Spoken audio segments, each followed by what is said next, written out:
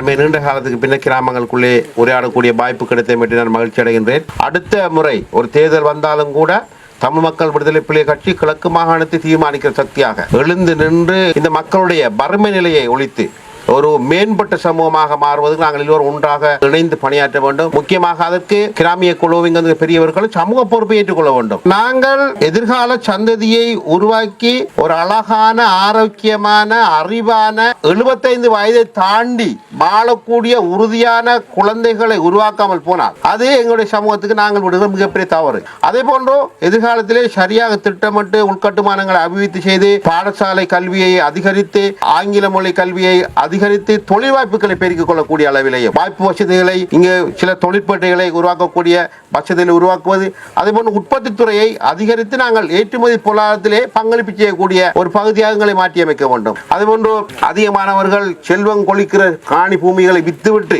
70 லட்சம் 1 கோடி ரூபாய்க்கு கொடுத்து ஏமாந்து ரோட்டுகளை அலைகிற விஷயங்கள்லாம் பார்க்கிறோம். ஆகையால் இப்படியான விடயங்களை தவிர்த்து எங்களுடைய மண், எங்களுடைய மூதாதை வாழ்ந்த மண், இந்த மண்ணிலே இறைவன் எல்லா வளங்களையும் தந்திருக்கிறான். இந்த வளங்களை சரியாக பயன்படுத்தி திட்டமிட்டு செல்வச் செழிப்போடு வாழக்கூடிய ஒரு சூழலை உருவாக்குவதற்கு நாங்கள் ஒன்றாக ஒரு அமைப்பாக ஒரு இயக்கமாக இயங்க வேண்டும். தொடர்ந்து எங்களுடைய பணி தொடரும் என்று சொல்லி முடித்துக் கொள்கிறேன். நன்றி, வணக்கம்.